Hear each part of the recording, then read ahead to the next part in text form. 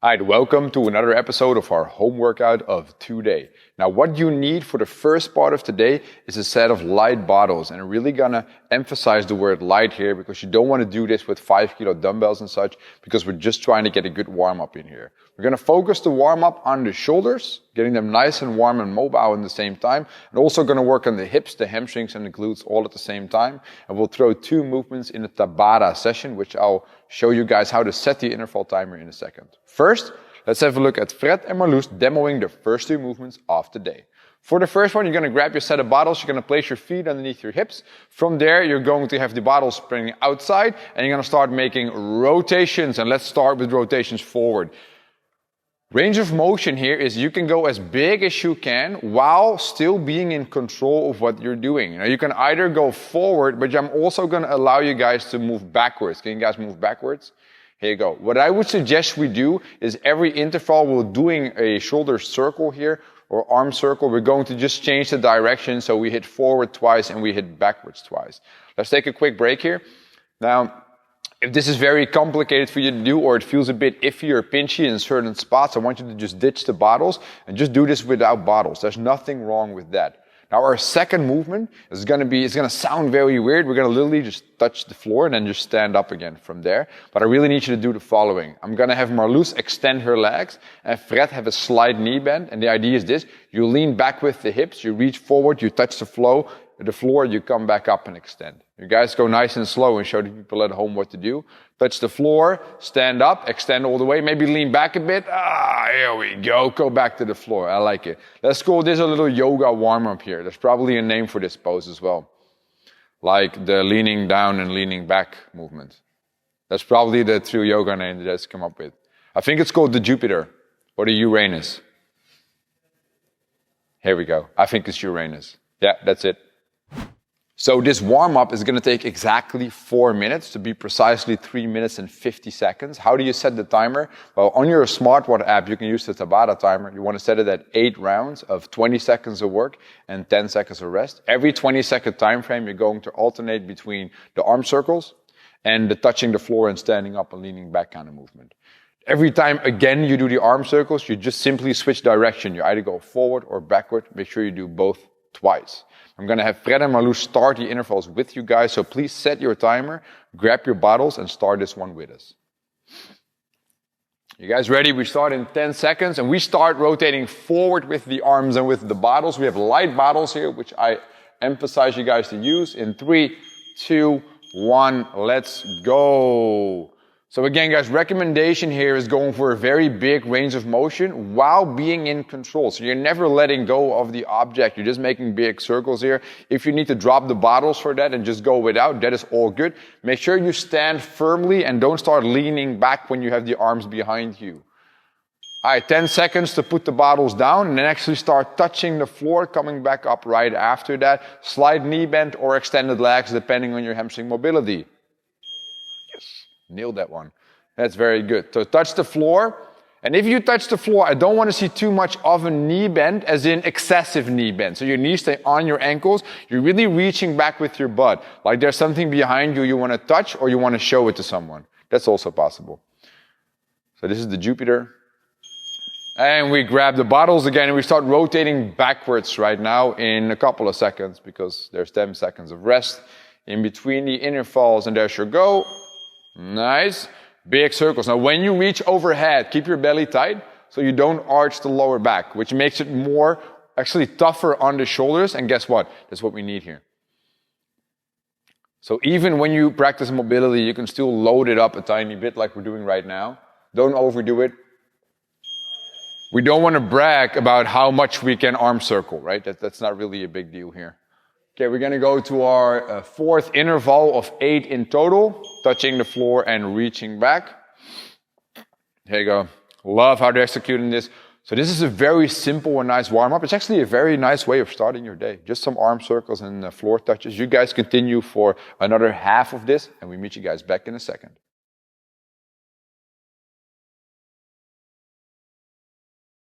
The part of today's session that you will remember is not the first part. It's not the third part, but it'll be the second part, which we will start right now. We have 3 different movements to show you. So Fred and Marloes are going to demo those for you. We're going to start off with some core work. We're going to do a very funny variation of a lag raise here. And we're going to add some shoulder taps to burn the shoulders a tiny bit, but even work more on the core. And then we add a very dynamic and tough movement, which we call the frog jump. So I'm going to have them both being on the floor. At home, if you're practicing the movements with us, also go on the floor. Now, Fred's going to show you our wrist movements and Marloes scaled here. So the first thing you do is when you lay on the floor is simply have your hands next to your butt and press your shoulders off the floor. So your lower back comes into the floor. Then in Fred's case, both legs start off the floor. He's going to start with the right leg coming up. That's the left, but that's also fine. Yeah, and you're going to do a set where just one leg comes off the floor. Perfectly done, Fred. So in the workout, it's going to be 6 reps on one leg, then 6 on the other. If we look at Marloes, she's going to tuck one leg, so he has some more pressure in the leg on the floor. And then she's going to have the other leg coming up, and she's still focusing on pressing her shoulder blades off the floor, so her lower back stays pressed into the floor. So we maintain that hollow body position throughout the movement here. She does 6 reps, then she switches her feet by going one in a tuck, then the other, and then she does the set on the other side. Beautifully done. Now we go to the second movement, which requires us to be in a plank position. Now while they go into a plank, before they start, I want them to show you the plank and see the difference here. Now if you look at Fred, he has his feet very close together, which is harder when you start moving an arm off the floor. Marloes has a wider base that makes it a tiny bit easier. What we do with the shoulder tap here is we take the right hand and we lift it to the right shoulder. Boom, we come back down and then we go to the left one. And while we're doing that, we're squeezing our glutes, maintaining tension so we don't wiggle around too much. Very nice shoulder taps. And now we can speed this up. Can you guys speed it up a tiny bit? I'm all game with this. As long as it keeps looking good, we're all game with this. Bless you, Kevin. Here we go. That was a good shoulder tap. You guys rest for a second. Now, this also is a movement we have a fixed amount of reps in, being 18 in total. So 1, 2, 3, 4, 18. Then we have finished that set. Then the third movement does not have a fixed rep scheme because we're going to AMRAP that one, and that is the classic frog jump. I'm going to have Fred and Marloes start in a plank here. What they'll do is they're going to jump into a squat bottom and then go right back into the plank. Let's go, guys. Hands off. Boom, right back into the plank. Very good. Let's go again. And I'll do a couple of fast reps. Nice. Very good. And let's take a quick break for Fred here. And now I want you guys to aim for Marloes. The first thing she's going to do, give me a second, Marloes, is you're going to show it again. But now when you catch the position in the bottom of the squat, your hands are still on the floor, and then you lift up the arms, which is slightly less fast, so a bit slower, but it is a bit easier when you have to do it for a minute straight. So we consider this still RX, but we tiny scale down just in speed and level of difficulty.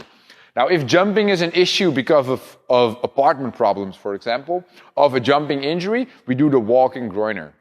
Let's show that. So we go, boom, we step back, boom. While we're doing this, the idea is to keep the hips in line with the shoulder, or they come a bit lower, but the idea is not that the hips come up.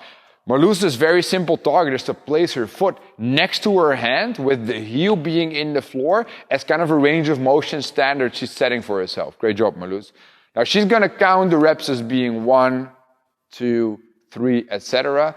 And that's a scaling option. When you do the regular frog jump, you just count every time you come into that squat bottom, right? Good. All right, we just showed you 3 different movements. Now it's time to put them together into the workout format. How's it going to look like? We're going to have a timer running for 5 intervals, so 5 rounds. Every round has 2 minutes of work and then 1 minute of rest. So let's talk about the 2 minutes of work. In that 2-minute time frame, you're going to do a fixed rep scheme of the lying one leg raise, 6 reps on the left, 6 reps on the right. Then you move on to 18 shoulder taps. Then whatever time you have left of the 2-minute time frame, you're going to fill with as many frog jumps as you possibly can. When you're starting to slow down, just remember the fact that you have a minute of rest right after, so you'll be good and recovered before hitting the next round. They're going to do a round with you guys, so let's get started all together. If you guys are ready, we start in 10 seconds. So press the shoulder blades off the floor on the first beep, get in position, and then we start on our 6 and 6. All right, let's go. 6 good lying leg raises with just one leg, and the other one either pointed away, as Fred is doing, or as Marloes is doing, slightly easier with the leg still being in the floor. Very good, Freddy. It looks solid, my man. 6 reps on each leg, and then we move over to just a regular plank. You guys are doing great. At home as well, really keep your lower back pressed into the floor and use your arms to press your shoulder blades off the floor. Then we have 18 shoulder taps. Marloes is using that wide base with the feet, which is a bit easier on the balance. And Fred is really squeezing his glutes as hard as he can with the narrow base of the feet because he's really fighting the balance there. Upon completion of 18, we probably have a little over a minute left, and that is all 4 frog jumps, baby. Here we go. Boom. And while you're starting the frog jumps, make sure you keep breathing. And you never get out of here. You're either in a squat bottom or you're in the plank. 1 minute left, people. 1 minute left. Here we go. This is good. And at home as well, every time you land a squat, make sure your entire foot is on the floor. You're not just in the toes. No, you're not. You have your heels in the floor, your big toe, your little toe, and your chest comes up. Try not to just get your feet forward. Try to get your torso to go as upright as possible. So we have 30 more seconds of frog jumps. Yes, baby. Let's go, guys. Keep going. We're going to finish this round for the people at home. Come on, we got 20 seconds. Let's do this. There you go. Keep pulling yourself in the squat button. You guys are great. Give yourself a good lag burner. Nothing wrong with that. And this is just part 2 of today's session. How about that? 10 more seconds. I'm going to count you guys down at home as well. Get another one in 3, 2, 1, and break. 1 minute of rest. 4 more rounds to go. You guys keep going. See you back in a second.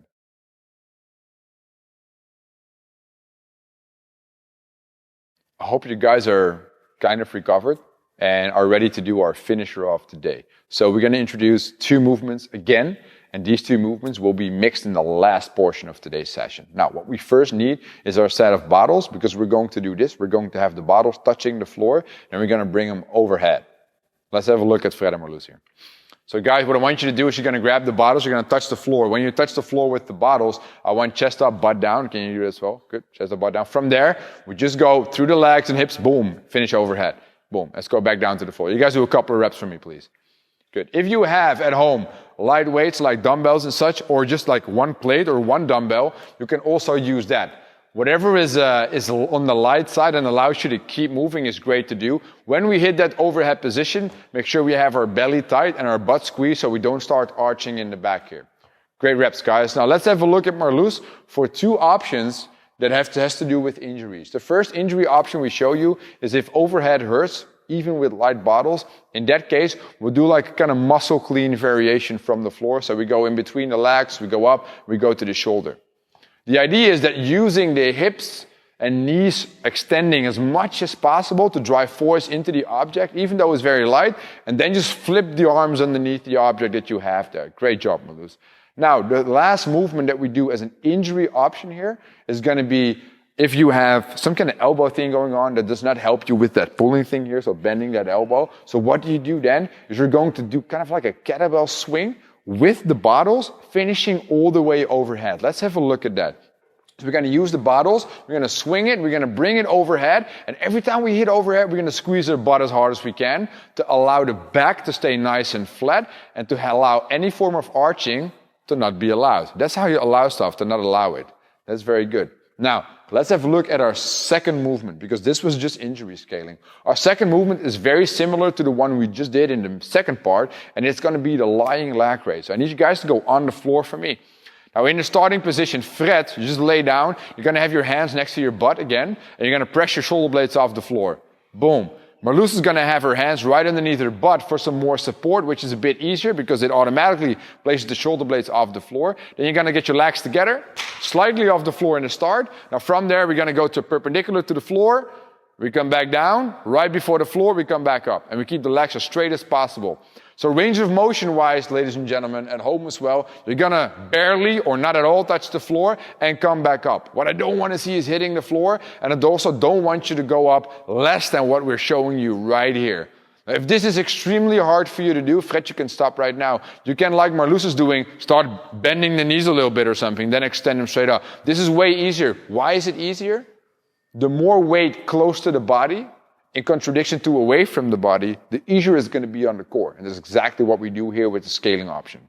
We showed you the 2 movements and the necessary scaling options. Now let's put it together in the workout, or like I said before, the finisher of the day. We're gonna have a 6-minute AMRAP with the bottle ground to overheads and also the lying leg raise. The idea is to do 3 reps of each, then you do 6 reps of each, you do 9 reps of each, 12 of each, and then you keep adding 3 reps per movement, per round, for 6 minutes, and just see where you can get in the workout. It's going to be a fun challenge. It starts out very easy with lots of transitions, and it ends up being very big sets of hip extension and hip flexion, which is a very nice combination to do. Okay, I'm going to have Fred and Marloes start out with you guys. I have my timer set at 6 minutes precisely, because why would I do it wrong in this case, right? That's weird.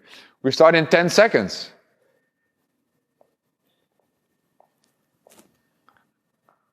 3, 2, 1, and let's go. 3 times. And what I like what they're doing, even when it's light and they're just starting, their hips come down.